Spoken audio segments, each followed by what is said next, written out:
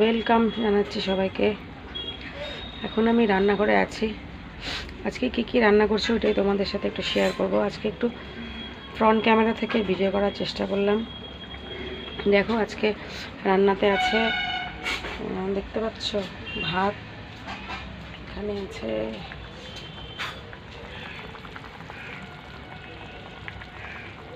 আছে রুই মাছের ঝোল, আর একটু দূরে যেটা ফুটছে দেখতে পাচ্ছ এটা হচ্ছে আলু দিয়ে পটল দিয়ে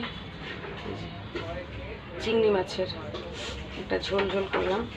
একটা রক্তিমের দাদান খাবে, আর একটা আমি আর বাকি সবাই খাবো আমরা। এটাই আমাদের দুপুরের রান্নাবান্না।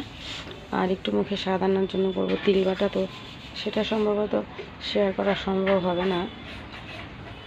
যাই হোক, আমার এই রান্নাঘরের ভিডিওটা যদি তোমাদের ভালো লেগে থাকে তাহলে আমার এই চ্যানেলটাকে তোমরা লাইক করে দিও, কমেন্ট করে দিও একটু।